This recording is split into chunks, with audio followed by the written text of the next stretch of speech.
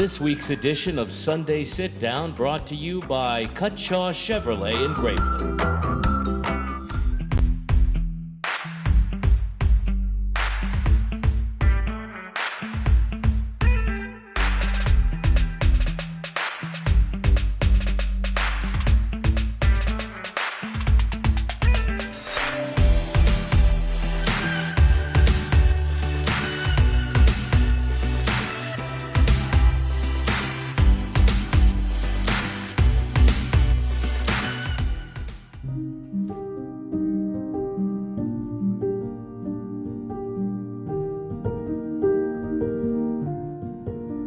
Okay, let me just give you information about myself. I'm from Crockett, Texas.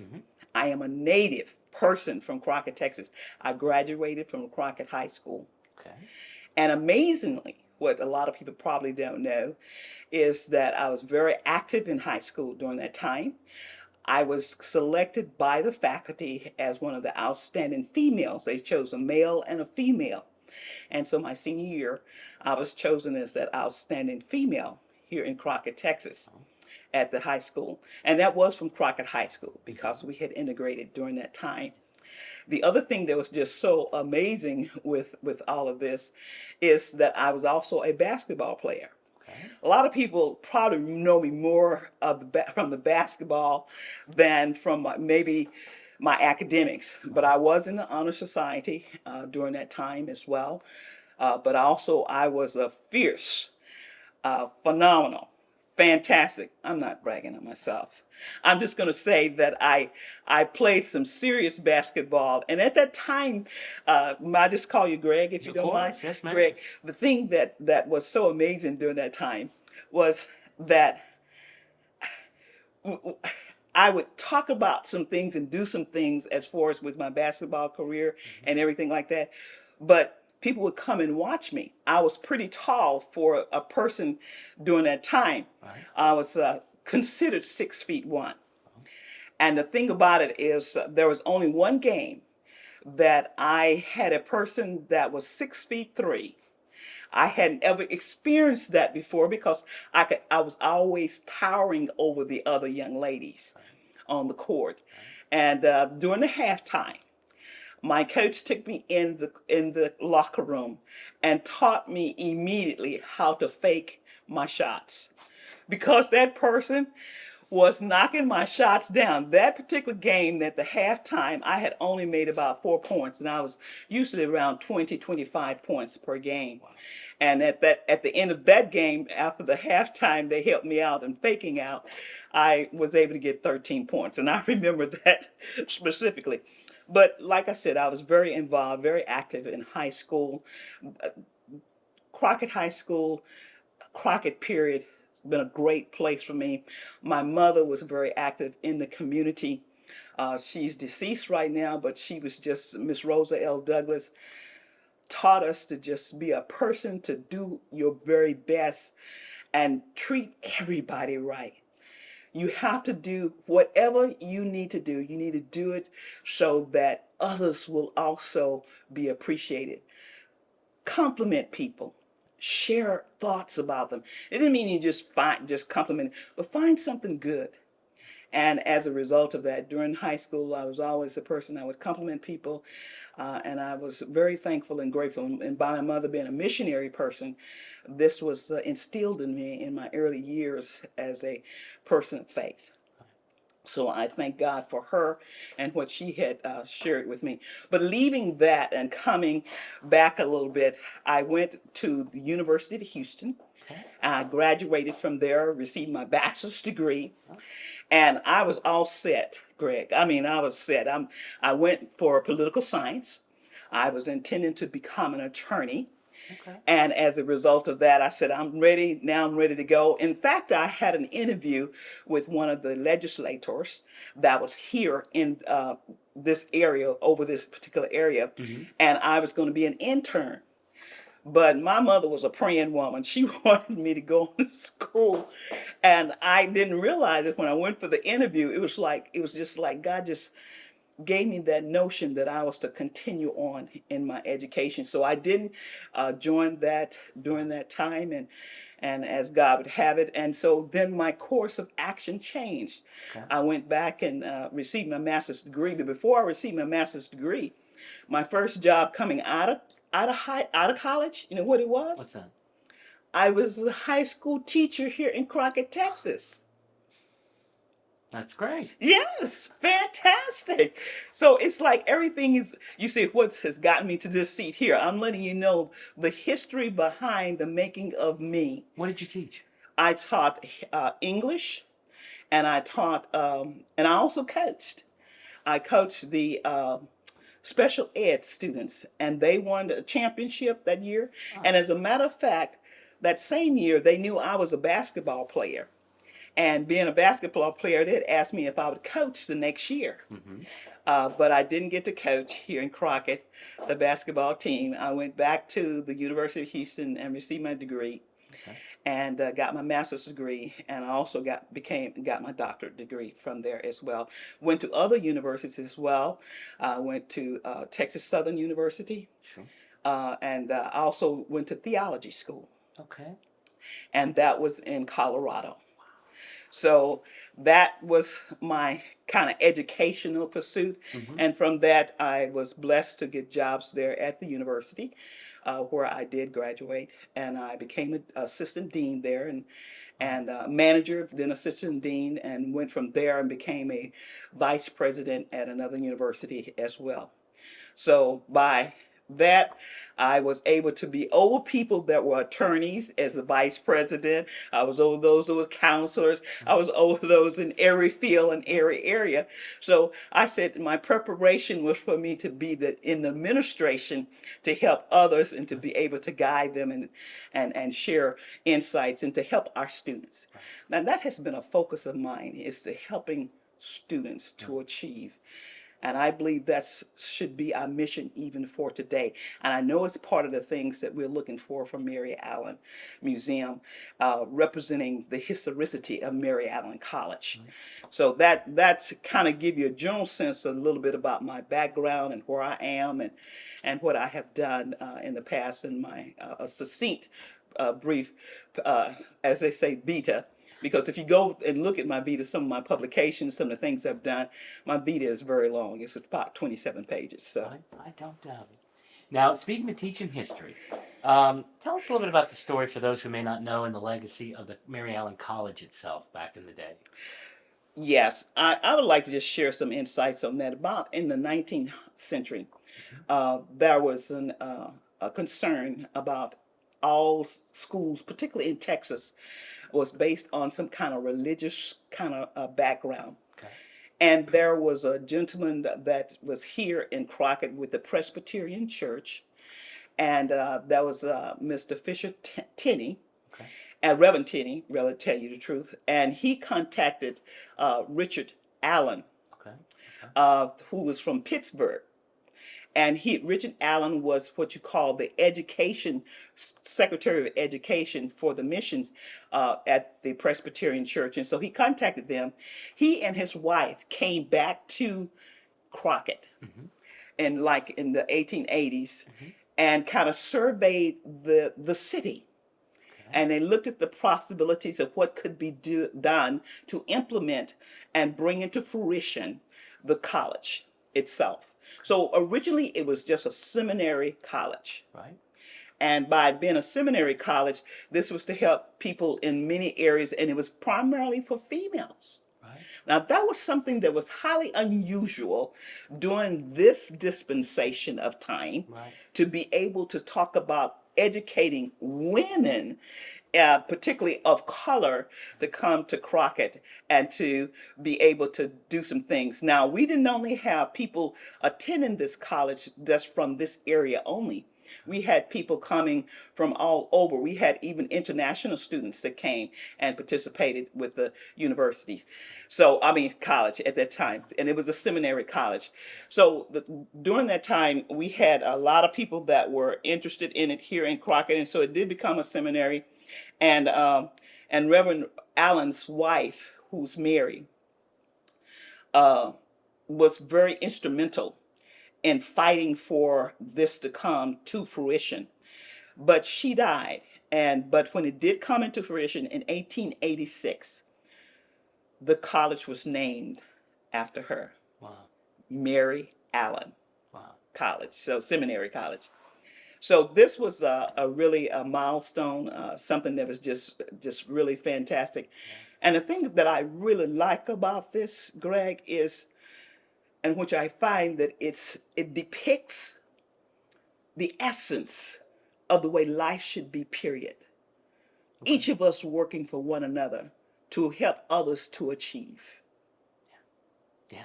No question about And that. it's not based on color, but based on character. It's not based on where you're from, but based on where you're to go. And as a result of that, many of the students and those that we have interviewed over the years, Right. you might can go to the website and see one where we did Miss Johnny Mae Thompson, and see where she came back in 2019, and she was just fantastic. She was a great lady. She was 93 at that time. She got up and played the piano, and she told us everything that went on, what Mary Allen College meant to her. Now she came at two times. See, the school was at first was a seminary. It became a junior college, and then it became a college. Right. And as a result of it, she came when it was a junior college. And in 1945, it changed. Okay. And as a result of that, it is changing. They then allowed men to come as well, and so it's no longer just an institution just for females. And she talked about how that was interesting, where the males they had to be here and the females had to be there. And can you just imagine that? Just thinking about in the past, and I mean way back then, and how things were supposed to be done, and the strictness. She even shared with us how they used to walk down to the down the street from the College Hill to downtown, and they did have a choir, and they would sing in the area. So it was a lot of fun things that they did. But not only that, during that time too, we also had a hospital. Mary Allen College had a hospital on the hill as well. I can remember that myself. I remember one of the I believe his name was Dr. Hilliard, that was there. And so as a result of that, that was just amazing. I went to the high school today, and one of the gentlemen shared another tidbit for me. It's always this good insight information. And he was said that he had met a person that had graduated from here, Okay. and he said his wife was to have a delivery, Okay. and as a result, she had to have that delivery at our school's hospital because of her color. You know, so again, you're looking. I mean, that just occurred today, and I was saying, wow, another little tidbit of history there. So when we can gather all this kind of information, we have interviewed several different ones, members that are graduates or participants or administrators at this institution that graduated from Mary Allen College or Mary Allen Seminary. So sometimes when I write, I'll say Mary Allen Seminary / college, because this is junior college to cover both. But the thing about it, yes, it's just so amazing. Along with that, what I would like to also just share too, that there were some things that kind of brought about situations with the university where we did have a burn. The Macmillan building burned down. Carla came through and brought about devastation for the institution as well. The institution was sold from the Presbyterian to businessmen, and then to businessmen to the Baptist ministry, Baptist missionary program, and that was pretty much the last portion of it. It closed down pretty much in the 70s, and it was just a lot of history. And right now, currently, Greg, our history is located at the university in Louisiana, Okay. Tulane University. Right. And one of the things we are going to be looking to try to do is to bring our history back home, because people call us and ask us about it. In 2019, just before the pandemic, my nephew Victor Lee Ewing and my nephew David Ewing traveled with me to Tulane University. We were there for about 3 days and 2 nights. And as a result of that, there was over 64, 65 boxes of material about Mary Allen College there. Wow.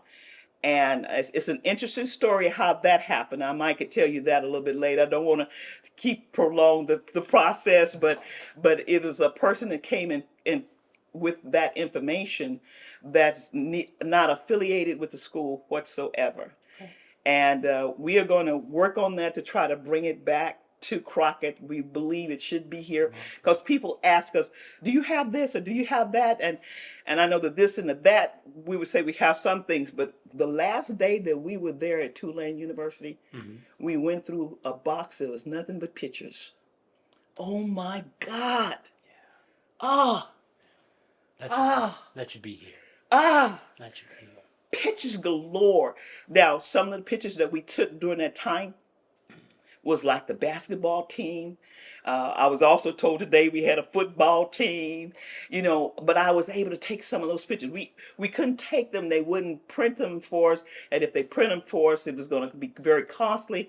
So we started just snapping pictures with our cameras, and we captured many pictures from that particular box that we are now using, and we have brought here to this museum, and also on our website. A person can go to our MaryAllenMuseum.com and see the history about Mary Allen there. And if they want to see some of the things that are going on and some of the things that are happening, that's a location for them to do so. Well, that actually brings me to my next question: is bringing us up to date today. Okay. I know you've got the website. Obviously, there's the historic site of the college, but you've got this beautiful home here on the hill with all these exhibits that I was able to tour only a few months ago. Yes. So tell us a little bit about what the museum now does, the activities you've got going on. There's many activities that we have going on here at the museum. One of the things we were just really so blessed to have after the pandemic, we had to really come back in and the community came out.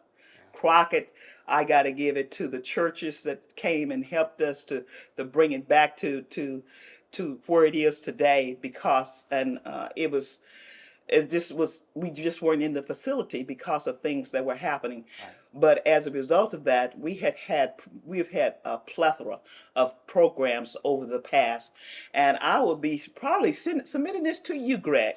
I'm going to give you some information that talks about our history from 2000, the Mary Allen Museum, Good. up to today. Great. And it's all about all the programs, Great. all the fundraisers that we did. And I think that would be something that would be helpful for the public to know, to see what has happened over this course of more than 2 decades, Absolutely. 2 decades and 3 years. And as a result of that, there's many programs, some duplications, but some under my auspices, since we have now come to this time in junction, things that we've had is like Save the Bricks. Now, what is Save Bricks? Is a fundraiser. Okay. We started that in 2019 is where we had games and we had people coming out. We're looking to have that also this June the 10th, Okay. just before June 19th. Right. And we want to bring that here, and we're going to have like with our board is going to also be a part of like games for adults, games for children like the bingo and Sure. as adults game Sure. and even if they want to play dominoes and if they want to Sure. play cards of any kind like that, and then have some fun things that are going on right here in this at this facility. Then we have Mr. Magnite. He's going to have a concert that same day. Wow. That's going to come up here. That's be at 5 p.m. Okay. And so we would have that's something we haven't had here out on the lawn is to have a concert, and people can come and bring their chairs and sit out and just enjoy and relax and enjoy the music that we will have during that time. So we started this, like I said, in 2019, and that was my first year under this administration, and I had 2 years of the things that occurred. I don't have to dwell on that. And now what we're looking at when we did back to our open house, we always have what you call Founders Day. Right. Now, the Founders Day is a program we put on. People have not had to pay for the food or anything like that, but that is costly to us. And we encourage people to still give money. And we can get donors that can help us to become sustaining donors, because even to keep this facility, we have the expense. Sure. And we need that to be able to do even this facility, to keep it with the Wi-Fi, with everything, the electricity, and it requires, because we are a 501c program, and as a result, we have to raise funds to be able to keep things going. Well, and that is my next question was how people ask me all the time. Well, how can I help? They can help in many ways. We have, again, on our website where they can donate to us. Okay. We have Cash App in which people can donate. Okay. They can write checks to our P.O. box that we have, the I believe it's 324, Okay. Here in Crockett, Texas, 75835. But they can do that, help us and donate. They can become also, if they know someone who would like to be on the Wall of Honor. Now, what we did, we made this more universal. Okay. At first, when we started the Wall of Honor, we was thinking just about this facility. Mm-hmm. But then we said, hey, everybody's not going to visit here. So we put the Wall of Honor on our website. Oh. Yeah. So everybody from the world, in the world, can see Right. those with the Wall of Honor.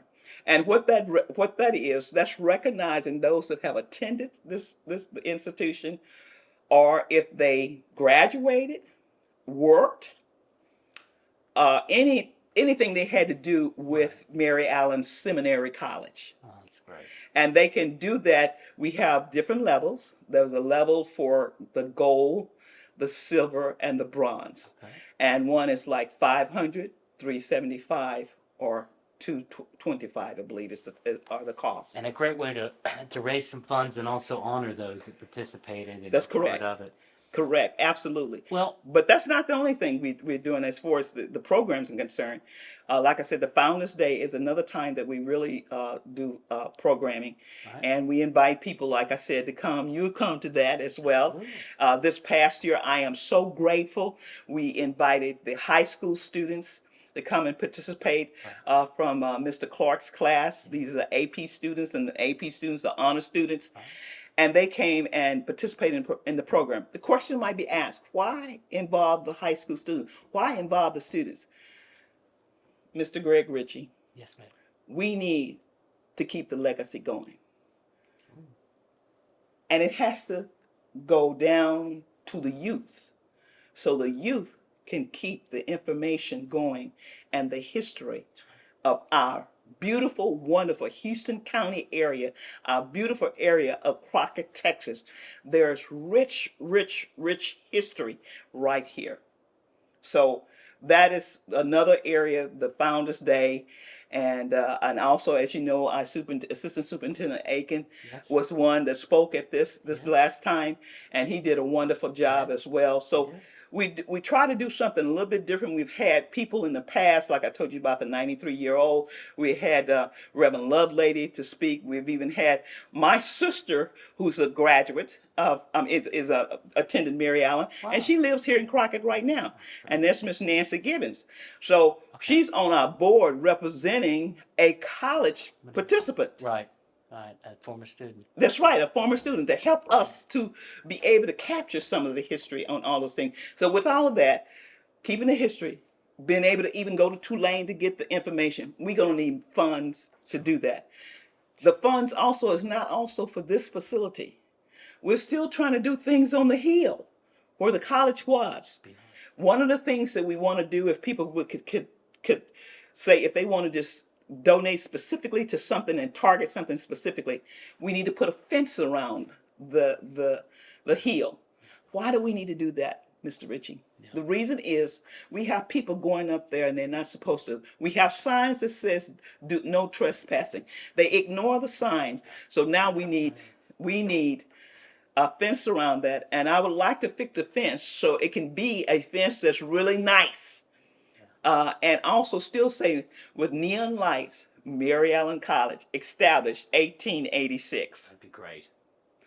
Now, Dr. Douglas, last question. Um, you talk about the legacy and the history and how important it is that we don't forget our history and our traditions and our legacy.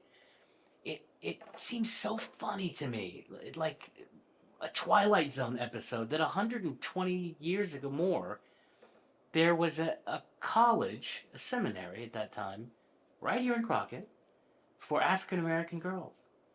And you see the young people who I know you care so much about, that forget their history a lot or never taught their history and that struggle with opportunity. Do you think, and maybe this is a silly question, but do you think we'll ever have some facility like that for our African American youth in Crockett or Houston County or ever again? Inch by inch, mile by mile, we take steps. Mm-hmm.